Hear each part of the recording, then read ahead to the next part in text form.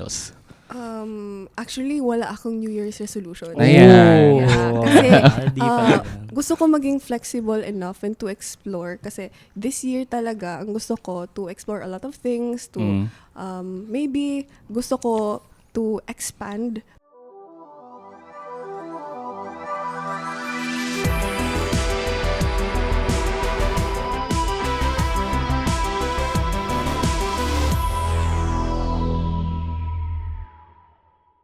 Okay, welcome to Kaka Computer. So for today's episodes, we're going to talk about the tech resolutions that stick, systems that beat motivation. So yung pinaka main theme ng conversation natin for today is that yung why most tech goals fail by February. Kasi nga, punong-puno tayo ng emosyon by December na gusto natin na ano yung babaguhin natin sa buhay, what went wrong, that we're going to make it right. And pagdating ng second quarter, or di pa nga, quarter 1 pa nga lang, ay hindi natin natutuloy na. Okay? So, for this conversation then is that how we're going to reframe the New Year's resolution into systems, yung mga constraints natin that actually last beyond quarter 1. So when we say quarter 1, this is January, February, and March. Okay, so for the first question is that, are certifications overrated as a New Year goal? Grabe naman yung overrated.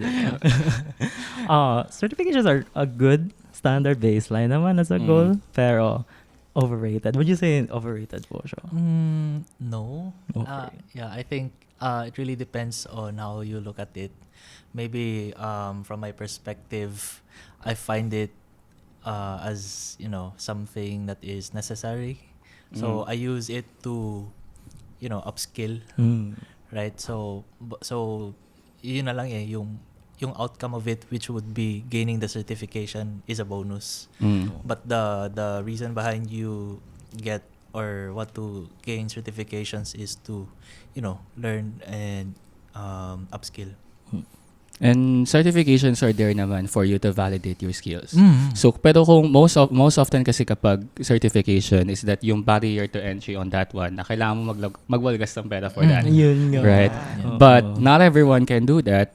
But not everyone, hindi naman lahat na mabavalidate mo na nag-upskill ka, not just to certifications but projects as well. Yeah. Na mas accessible at the same time, di mo kailangan magwalgas ng pera doon. Okay? And for me personally, gusto ko din mag-certification because it's for me it's necessary and meron naman akong means to do it. Yeah. At the same time, gusto ko din kumuha pa ng more projects that validates more the theoretical side of the certifications that I had. How about you, Trixie? So, yung certifications kasi, para siyang accomplishment to yourself. Kasi, usually yung mga certifications more on fundamentals. So, it tests how you know the fundamentals, the basics, and it's really important in terms of our career, right? Kasi, since sa tech industry, it's rapidly growing, and especially ako as a student, mahal talaga yung certification. Yes. Super. So, maganda siyang goal, especially this year, especially kasi maraming mga opportunities, and it's a proof to yourself na ito yung na-learn ko, and I can show it to, especially sa mga employers, na ito yung certification, and I've learned these concepts in just like a few months or a few weeks, ganun. So, it's a good thing actually, especially sa mga ibang communities right now, may mga vouchers and stuff na magiging parang key to students na ma-access yung mga ganong certifications, kasi those are not just like free certifications na makikita mo online. Those merong mga professional certifications. So ayun, for me malaking bagay siya, but it's not overrated kasi it's a big goal as a student for me. How about you? Well, bakit sinabi nating overrated si certification? Kasi for me, never ako nagkaka-certifications eh. Yes, Kasi yun okay. yung sabi mo kanina na malaki yung cost to entry. Tapos, rather than walgas the money on certifications, I'd rather spend it on the projects na on developing and deploying. Pero I guess since very popular na nga magkaka-certification ngayon, maging certified for employers, I was thinking if worth it pa nga ba siya. Like, since starting from 0 certifications, medyo marunong naman ako mag-cloud, tsaka medyo marunong naman ako mag-project, would you say na, should I still opt for certifications even though marunong ako? At saka may experience na? Yeah, siguro may debate talaga when it comes to certifications, right? Because hindi talaga, it won't really validate your skills per se. Pero ayun nga at the end of the day, ikaw lang yung nakakaalam if ano yung purpose ng certification for you. So kasi sa the way our hiring system works kasi most of the time is that, for example, the certification will actually going to open doors for you, but your skills will make you go inside the door, di ba? Yun kasi yun din kasi talaga yun eh. And same debate din naman yun kapag kailangan ba ng degree para makapag-tech, kailangan ba ng certification para makapag-tech. It's the same narrative na most of the time kasi some hiring processes, kahit magaling ka, pero kung wala kang degree or wala kang certification, hindi mo na mapapalabas dun sa second interview because sa first phase pa lang, filtered out ka na. Diba?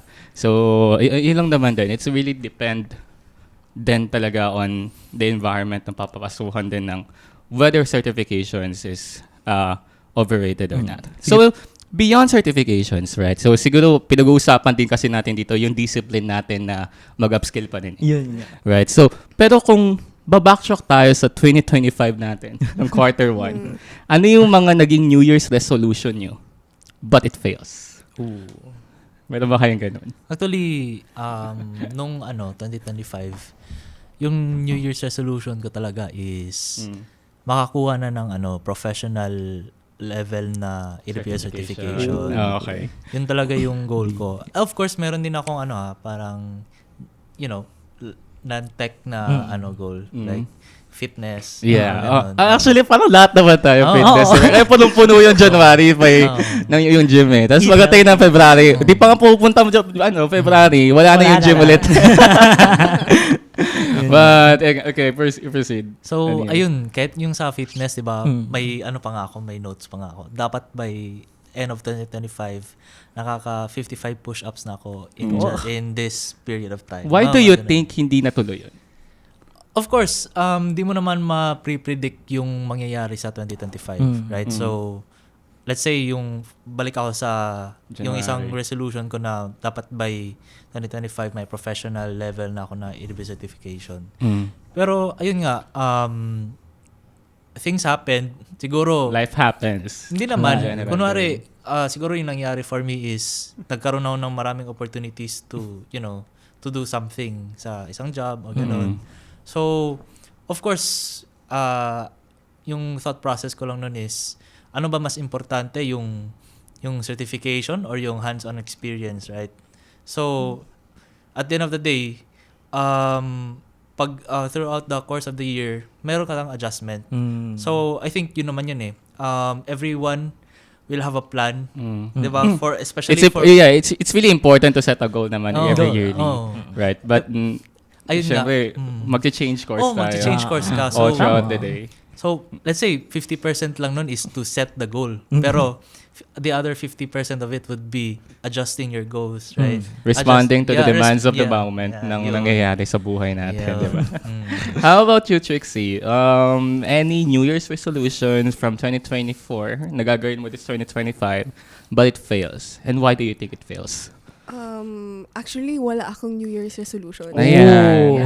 Kasi gusto ko maging flexible enough and to explore. Kasi this year talaga, ang gusto ko to explore a lot of things, to maybe gusto ko to expand kasi ako, di ba, madami akong mga communities na nagvo-volunteer ako and at some point, na-realize ko na, why not, parang dapat may product na ako. Dapat, since marami na akong nakausap ng mga tao, maybe I have figured something out na. So, ayun, same with Kuya Neil, yung goal ko dati is magka-certification na. And nangyari naman siya. But, wala akong masyadong long-term goals kasi ako go with the flow lang ako kung anong mangyari this year. Kasi masyado na din maraming nangyari last year. So, naging flexible enough naman ako but I don't see anything na nag-fail naman. Pero siguro marami akong mga adjustments throughout the year na para umabot ako sa gantong point. Ganun. Kaka Computer is made possible by the support of our community and sponsors. If you believe in empowering IT professionals and want to be part of our journey, we'd love to have you on board. Visit patreon.com/kakacomputer to become a sponsor today.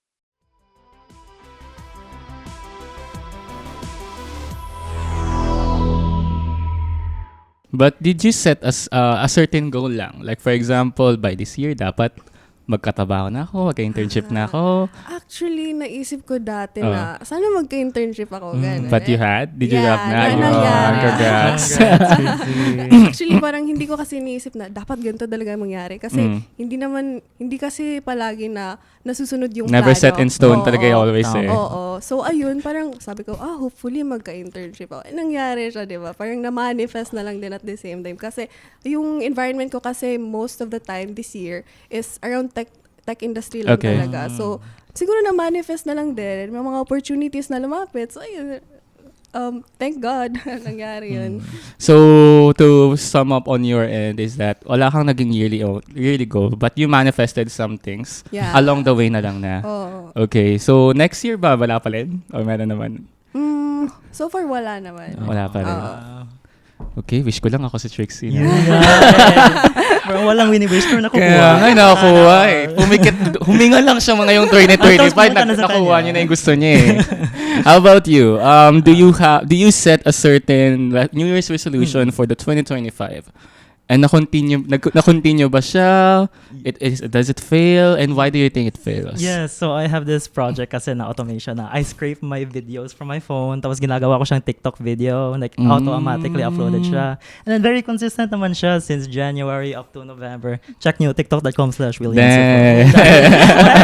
Pero recently nag-stop po siya nung November 12, I would say. Kasi like even though I was consistent po, parang wala ko nakukuhang results from my goal. ROI doon sa ginagawa mo? Oo, kasi like yung videos ko po very small lang kasi may daily vlogs po ako, so I take videos of what I eat. So ano sa tingin mo yung dapat mong gawin?